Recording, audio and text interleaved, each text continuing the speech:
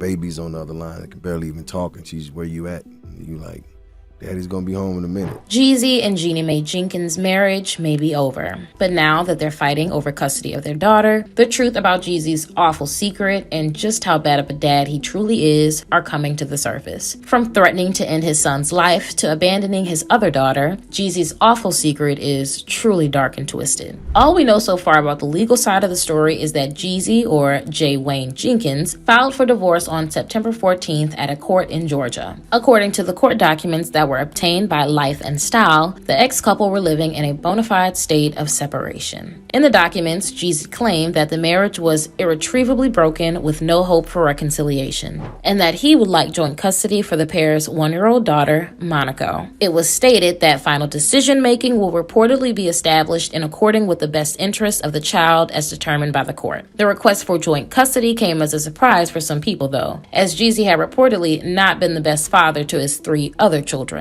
He shares a son with ex-girlfriend Tanisha Dykes and a 9-year-old daughter named Amra with musical artist Mahi. According to speculation, Jeezy doesn't really play an active part in either of their children's lives, which has led many people to question why he is even seeking joint custody with Jeannie. Others have pointed out that it might just be because he doesn't want to pay child support. His parenting skills have been publicly brought up in the past by quite a few different people who know him, and you won't believe some of the choice words they use to talk about what kind of father he was. Jeezy's second baby mama, Mahi, hasn't exactly been thrilled with her ex's dedication to raising their child. In 2020, Gossip reported that she filed a motion against Jeezy because he was not living up to their child support and custody arrangement. Apparently, Jeezy agreed to pay her $7,500 a month in child support, as well as other expenses that cost him tens of thousands of dollars a year. Bear in mind that it was also revealed in the court documents that he was reportedly making $135,000 a month at the time of the agreement. When he allegedly failed to uphold their arrangement, she spoke out against Jeezy and called him a bad father. And her reason for that wasn't just about the money. She shared something else in the documents that could shed some light on who the real Jeezy is. According to Gossip's findings, Mahi claimed that their daughter, Amra, lived with her 99% of the time. Jeezy had left them both to move to LA and quarantine with Jeannie at the start of the pandemic, who he then proposed to while they were shacking up together. Mahi reportedly explained in the lawsuit that, being from Ethiopia originally, she had no family to help her. So she'd been left as the sole caregiver of Amra in that scary period of the pandemic. I don't know, guys, but it kind of seems like Jeezy stopped prioritizing Amra after he met Jeannie and decided to start a new family with her. His ex wasn't the only one who labeled him as an unreliable parent. You may recall that Jeezy has had long-standing beef with the rapper Gucci Mane. And before Jeezy even had Amra, his nemesis was dissing him for not being there for his son. In a 2012 diss track he made called Truth, Gucci Mane threw some major shade at Jeezy and insulted him in a whole bunch of ways, one of which was claiming that Jeezy was a bad father because he wouldn't even raise his own boy. Let's not forget that actions speak louder than words, though. And not long after that song was released, something happened between Jeezy and his son Jadarius that you're never going to believe. In 2014, CBS News reported that there was a warrant for Jeezy's arrest. He ended up turning himself in and then paid $45,000 to post bail. And what was he arrested for? Apparently, it was for attacking his teenage son. Jadarius reportedly told the police that he was at his dad's apartment when Jeezy had a crazy violent reaction to a text he'd sent him. And what he claimed he did is just totally insane. Jeezy allegedly slammed the teenager into a sliding shower door and then threw him against the bathroom wall. He reportedly then dragged Jadarius into the bedroom and began to hit and choke him. His son claimed that Jeezy also threatened to end his life by putting a bullet in his head. TMZ spoke with some sources close to Jadarius who said that the accusations weren't so severe, though. They said that Jeezy never dragged, choked, or hit his son, but that he did supposedly push him onto the ground at one point. They also said that his threat wasn't exactly what Jadarius had claimed, clarifying that what Jeezy had said was that he brought Jadarius into this world and he could take him out of it, which, let's face it, isn't that much better, really. It is basically the same threat. So as you can see, there are a lot of reasons why Jeezy isn't considered the world's greatest dad in the public eye, and why some people were surprised by his request for joint custody of Monaco. But honestly,